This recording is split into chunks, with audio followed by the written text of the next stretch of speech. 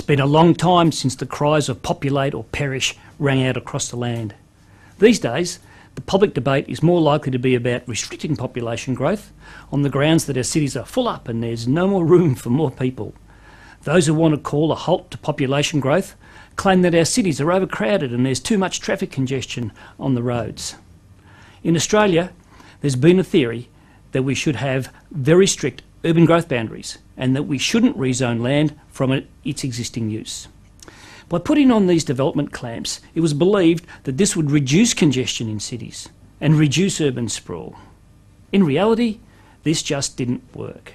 The result has been population growth rates at the same level and worse cities. We build cities that are more expensive because the land is more expensive, because it is in short supply. Congestion is concentrated into areas rather than being dispersed with, say, new road or rail networks.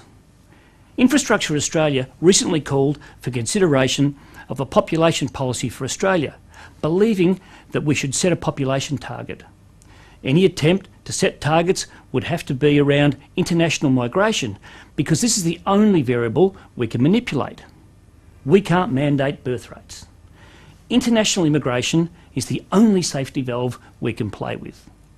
Rather than setting hard and fast number limits on immigration, I suggest we need to be flexible in our setting our migration targets, and we also need to be flexible about the types of migration allowed.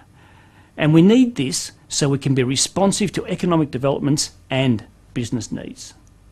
So, for example, if another mining boom takes place, then we'd want to be able to bring in the people who had the appropriate skills in mining areas to augment our domestic employment pool. As we move into the future, new questions about population arise. If we look at London, we see contractors and analysts and business dealings occurring in shorter spaces of time. So, are we measuring resident population numbers? Are we measuring the actual number of people in the city? Or are we measuring night activity in the city? What are we actually measuring, and why do we want to measure it? Don't we want to encourage transient populations doing business and bringing investment into Australia? Don't we want new housing forms where people can actually rent for 3 months while they come here to work on short-term contracts, sharing skills and building business connections? In other countries, it's very easy to get short-term rentals, but not in Australia, where renters need to post bonds. We need to innovate in our thinking on the question of population, looking at global movements. We need to think through how we attract skilled people. Our inner areas are incredibly important in terms of the knowledge economy, and so we have to support density, but with amenity and a strong sense of place. High density living in Australia is a relatively new phenomenon compared with other cities, where high density living is the norm, such as Rome, London and New York. In Australia, there's a strong preference by under 40s to live in much more dense locations.